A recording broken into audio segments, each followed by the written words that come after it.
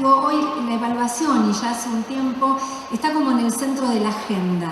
Y como en dos vertientes. Por un lado aparece como la gran salvadora, esa idea que se deposita o esa expectativa que se deposita en la evaluación de pensar que si evaluamos todo per se mejora y que si no evaluamos todo sucumbe, ¿no? Si dejamos de evaluar, recuerdo también en los principios o avanzado un poco la pandemia cuando empieza a aparecer la pregunta por la evaluación y aparecía esa gran pregunta, si dejamos de evaluar, como que dejar de poner nota, dejar de calificar, dejar de tomar pruebas o dejar de definir promociones o repitencias es dejar de evaluar. Entonces hay ahí una fuerte expectativa en pensar que la evaluación es un fin en sí misma. Un poco entonces en estas consideraciones previas, antes de desarrollar algunos de los puntos, el planteo que quiero hacer es este. Bueno, la evaluación, y lo sabemos, es parte de la enseñanza y en tal caso, si evaluamos, tendremos la posibilidad de, a partir de la información que recogemos en la evaluación, de tomar decisiones para la mejora. Pero evaluar per se no mejora. Evaluar es un medio para, es lo que podemos hacer para tener información para la mejora, para la toma de decisiones. Sin embargo, también sabemos que entre el discurso que podemos sostener respecto de la evaluación y las prácticas concretas hay una enorme distancia.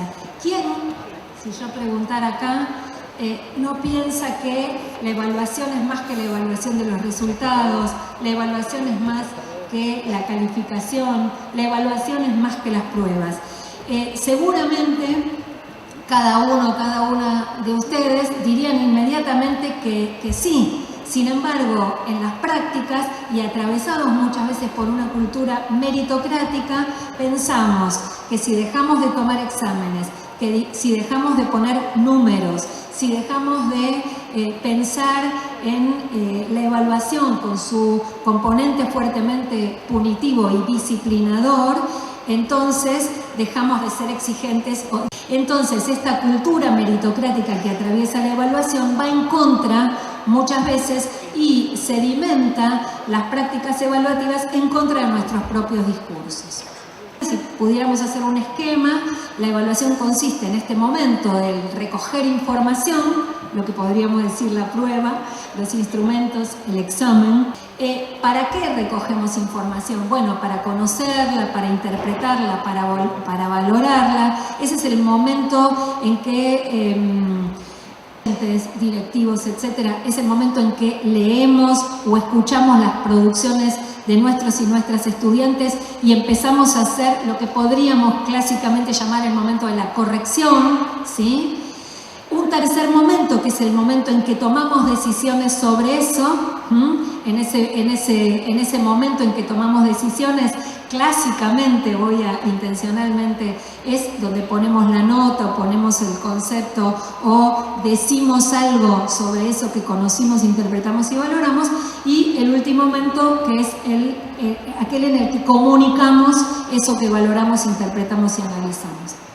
Y en algunas de esos números sobre la evaluación aparece esto que me parece tan interesante para pensar uno de los puntos que hoy quiero discutir, que es, para decirlo bien caseramente, la nota, la calificación numérica, ¿no? Y en esta viñeta un poco se juega esa obsesión o esa ilusión también de que sostenemos una nota numérica porque es como un código común, ¿no? Ese código común neutral, ¿no? Parece que ahí sacando fórmulas y fórmulas y fórmulas voy a llegar a algo, a un número, ¿no? Que va a expresar a partir de esas ecuaciones, expresar neutralmente y unívocamente aquello que leímos e interpretamos sobre la información que recogimos. La clásica Mafalda que también nos invita a pensar entonces,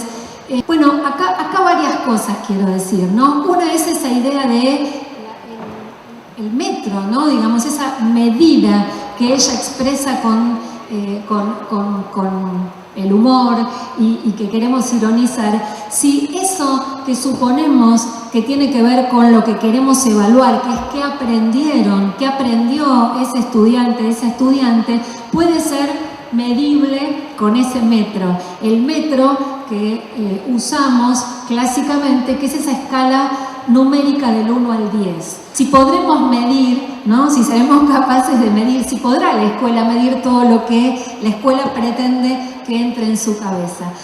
El desafío en relación a la calificación. ¿Cuánto expresa? Mariana hoy decía, bueno, con el 4 lo más seguro es que tenga ganas de no tenga más ganas de estudiar, ¿no?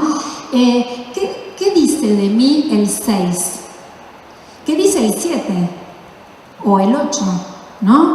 Más o menos uno sabe que el 10 y el 2 dicen, ¿no?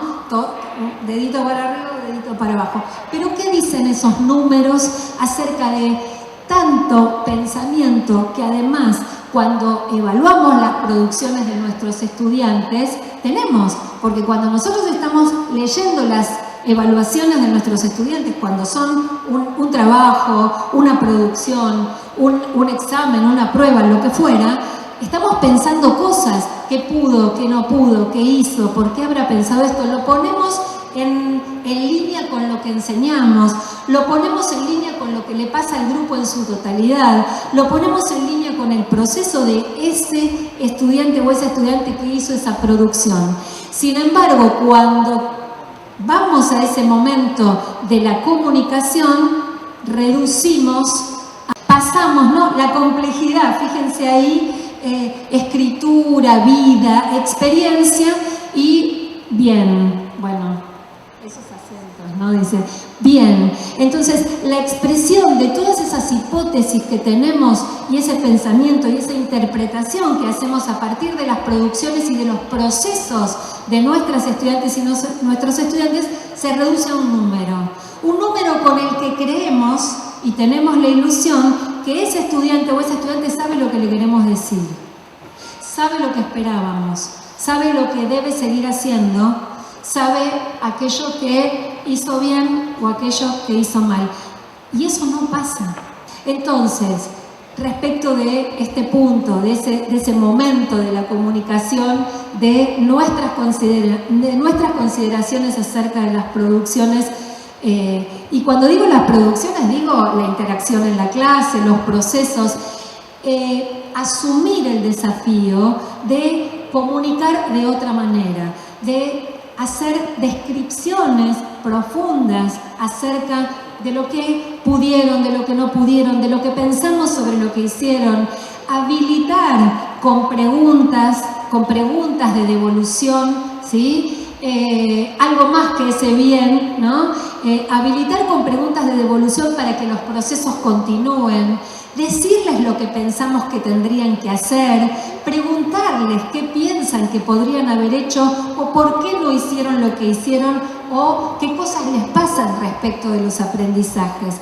En este desafío, ¿no?, yo un poco planteaba esta idea como de salir, de pasar, digamos, de lo que es la calificación a las devoluciones que habiliten, a devoluciones que expresen más claramente lo que pensamos sobre los aprendizajes de nuestros estudiantes. Que empieza a hablar ahora del segundo punto que quiero tomar, que es esas consecuencias que tiene nuestra mirada como docentes sobre nuestros y nuestras estudiantes, ¿no?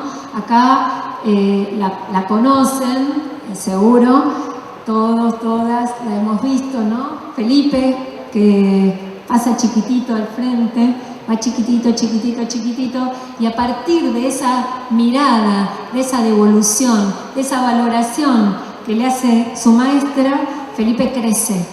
Para pensar, sabemos que la clasificación escolar es clasificación social, sabemos que la mirada del otro, de la otra, nos constituyen, sabemos que, y tenemos bastantes pruebas acerca de que el 4 invita a no seguir, la desaprobación o la repitencia es muy probable que incidan en la no continuidad de la escolaridad, que inciden en la posibilidad de seguir estudiando, en las trayectorias futuras, que inciden en la propia autoestima que hace verse como el que no puede, como la que no puede.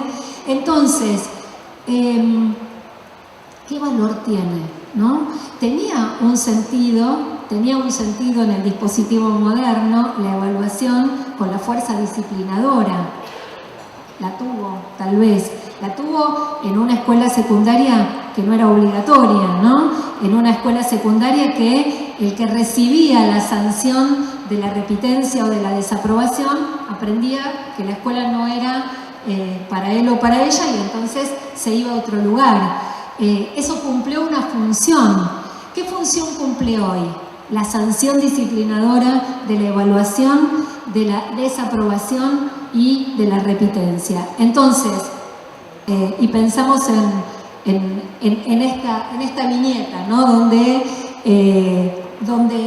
Felipe, al recibir una valoración positiva, crece, donde nuestros estudiantes, nuestras estudiantes, a partir de ese estímulo pueden crecer en vez de quedarse chiquititos o de achicarse más aún, ¿no?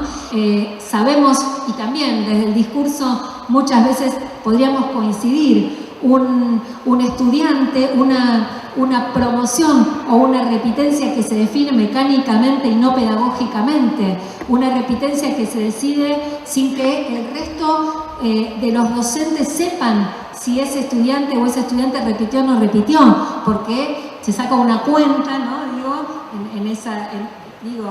La pandemia interrumpió eso y también es una oportunidad entonces para pensarlo, pero el régimen académico de la escuela secundaria que decide, que fragmenta a cada pibe, a cada piba en esos 10 pedacitos y que si aprobó 6, 7 materias y las demás no, a nadie le importa, y hay además investigaciones que muestran los resultados de que esa repitencia no mejora los aprendizajes, sino que al contrario, no mejora la posibilidad, no mejora los aprendizajes de los estudiantes y va en contra de la continuidad de la trayectoria de los estudiantes. Entonces, la necesidad también de revisar ese concepto de repetir hasta que aprenda, que de alguna manera también iba en línea con una concepción del aprendizaje que suponía que volver a hacer las cosas era el modo de aprender. Nosotros sabemos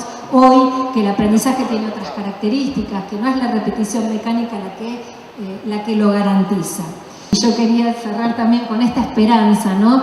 De pensar si cambiamos una escalera por la otra, ¿no? Si entonces empezamos a pensar a cada uno de nuestros y nuestras estudiantes no como 10 pedacitos, y acá fuerte el desafío, creo que de la conducción y de generar las condiciones desde las conducciones escolares para no mirar a nuestro estudiante, nuestra estudiante en 10 pedacitos, no mirar a nuestro estudiante y nuestra estudiante como un individuo, sino en una grupalidad, mirarlo en la línea de nuestra propuesta de enseñanza, ponerlo en perspectiva, en contexto y en situación, ponerlo en el contexto institucional y comunitario, epocal, ¿no? Retomar esa idea de que las miradas constituyen a las personas que mostrábamos con Felipe, para entonces ver esa devolución que hacemos, esa mirada del adulto, del docente sobre